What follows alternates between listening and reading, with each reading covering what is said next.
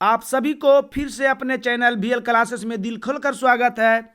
आज हम आपको जो बताने जा रहे हैं ये क्षेत्रमिति का पार्ट 2 है। पार्ट 1 आपको पहले बता चुके हैं हम, इसलिए पार्ट 2 लेकर आपके सामने आए हैं। आज हम जो बताएंगे, सबसे पहले आपको वृत्त बताएंगे। इसके बारे में अधिकांश लोग जानते होंगे, अधिकांश लोग नाम सुने होंगे, मगर उसकी परिभाषा सही तरीके से, सही ढंग से नहीं दे पाते हैं। तो ये बेसिक है बच्चों को बताने का कि त्रिज्या क्या है, परिधि क्या। परिधि के बारे में सबको पता है, मगर परिधि है क्या, परिधि क्या होता है, ये सब आदमी को पता नहीं है। बच्चों को बताने का ये सबसे बेस्ट मतलब निचोड़ कर हम लाए हैं, वो आपके सामने है। देखिए, वृत्त का क्षेत्रफल, एरिया ऑफ सर्किल है ना। सबसे पहले वृत्त, सर्किल, बिंदुओं के समुच्चय को वृत्त कहते हैं। बिंदुओं के समुच्चय को वृत्त कहते हैं जो एक निश्चित बिंदु से प्रत्येक बिंदु की दूरी समान होती है।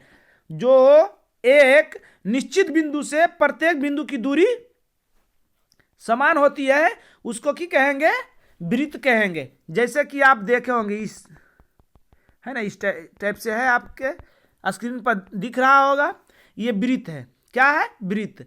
अब आ गया परिधि।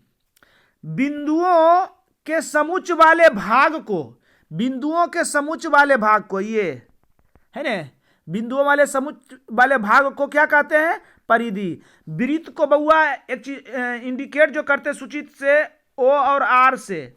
सी हुआ सर्किल, परिधि, और ओ केंद्र हुआ, आर त्रिज्या, तीनों से मिलकर वृत्त बनता है। तो वृत्त को ओ और आर से इंडिकेट, सी ओ आर से इंडिकेट करते हैं। परिधि क्या बोले? ये जो चारों पट्टी जो बिंदु दिख रहा है, इस बिंदु को की कहेंगे?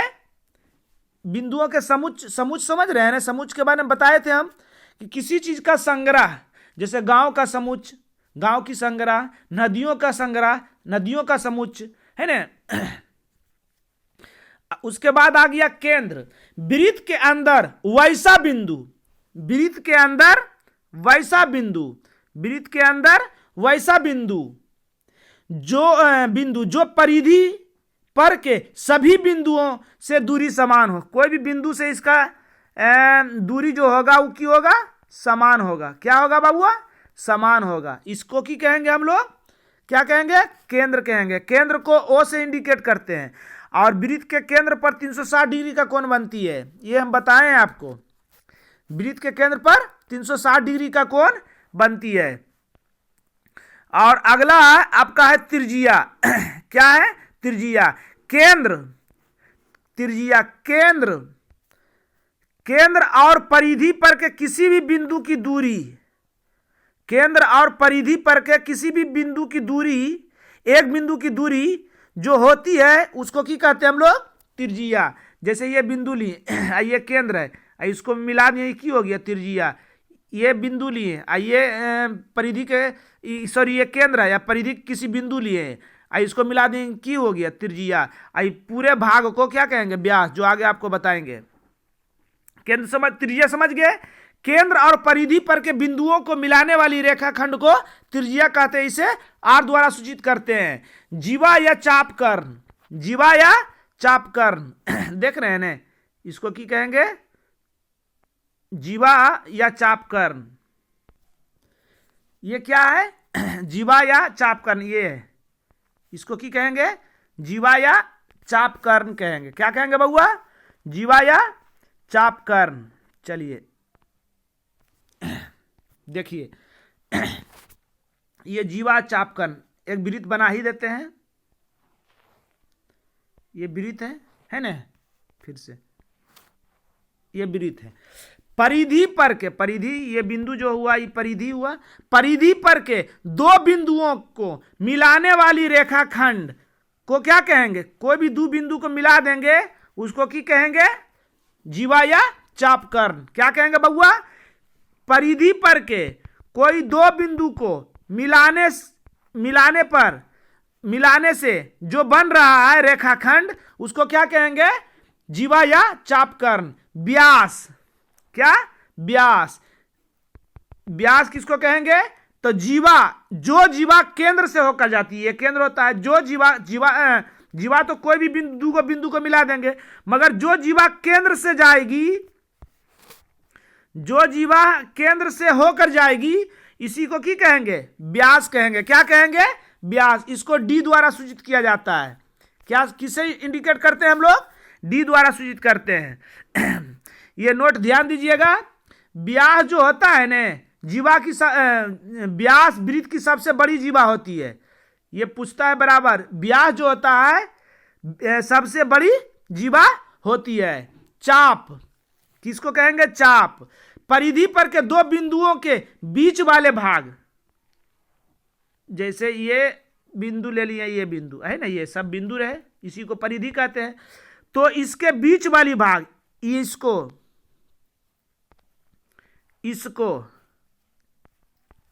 ये बिंदु था, तो ये दोनों के बीच वाले भागों को की कहेंगे? चाप कहेंगे बउआ। की कहेंगे? चाप कहेंगे। बात समझ में आ गया ना आपको? चाप जो होता है दोनों दो प्रकार के होता है, लघु चाप और दीर्घ चाप। देखिए यहां पर बता दिए हैं, लघु चाप और दीर्घ चाप। वृत्त के परिधि पर के सबसे छोटे भाग को लघु माने छोटा होता है, दीर्घ माने बड़ा। बड़े भाग को की कहेंगे? दीर्घ कहेंगे। जैसे ए और बी ले लिए हैं। क्या लिए हैं? ए और बी लिए हैं। ए और बी लिए हैं। तो ये भाग जो हुआ ये लघु चाप हुआ, और ये भाग जो हुआ ये दीर्घ चाप हुआ। बात समझ में आ गया ने? और चाप को जैसे यहां पर चिन्ह दे दिए हैं, ऐसे इस तरीका से इंडिकेट करते हैं हम लोग, है ना? चाप को इस तरह से इंडिकेट करते हैं। तो ए बी क्यू हो गया लघु चाप, और बी से ए की हो गया दीर्घ चाप। समझ में आ गया होगा आपको? आगे देखिए, आगे आपके स्क्रीन पर है, देखिए क्या है आगे? वृत्तखंड। क्या है? वृत्तखंड। जब किसी वृत्त को किसी रेखाखंड के द्वारा ये है, रेखाखंड के द्वारा दो भागों में बांटा जाता है, तो प्रत्येक भाग को वृत्तखंड कहते हैं।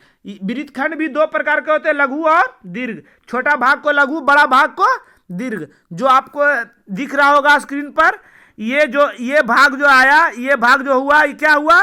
लघु हुआ। ये भाग जो आया, ये क्या हुआ? दीर्घ हुआ। क्या हुआ? दीर्घ हुआ। उसके बाद क्या कहते हैं? त्रिज्या खंड।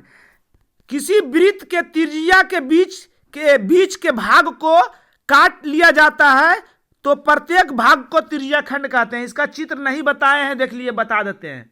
जैसे ये वृत्त है, ये क्या है? वृत्त। किसी वृत्त के त्रिज्या, केंद्र से परिधि पर के किसी भी बिंदु को मिलाने से जो बना, वही जो रेखाखंड खिंचाया, वो क्या हो गया? त्रिज्या। त्रिज्या के बीच, अब ये जो बीच में आया बाबू, यही त्रिज्या खंड है बाबू। ये क्या है बाबू? त्रिज्या खंड है बाबू। समझ में आ गया आपको? वही लिखे, किसी वृत्त के त्रिज्या के बीच के भाग को काट लिया जाता है, उसको की कहते हैं? और प्रत्येक भाग को की कहेंगे? त्रिज्या खंड। इसको ऐसे भी इंडिकेट कर सकते हैं, इसको ऐसे भी इंडिकेट कर सकते हैं। बात समझ रहे हैं ना? ऐसे भी इंडिकेट कर सकते हैं। आगे देखिए, पाई। क्या है? पाई। परिधि, वृत्त के परिधि और व्यास के अनुपात को पाई कहेंगे। वृत्त के परिधि, समझ रहे हैं? व्यास के अनुपात को पाई कहेंगे। पाई बराबर वृत्त के परिधि बटा अनुपात माने बटा वृत्त का व्यास। आगे आ गया घनाभ। वैसा ठोस आकृति जिसमें 6 आयत के साथ साथ 3 विमाएं होती है, उसको की कहेंगे? घनाभ। घनाभ में 8 कोण, 12 किनारा, 4 विकर्ण और 6 आयत होते हैं। घनाभ का सूत्र मतलब हम बता दिए हैं, एक मेरा वीडियो देखिएगा, उसमें मैथ लिखल रहेगा, मैथ फार्मूला। उसमें हम जितना भी क्षेत्रमिति का फार्मूला है सब बता दिए, इसलिए फार्मूला जो वहां देख लीजिएगा। इसमें एक मेन टॉपिक आपको बताने जा रहे हैं।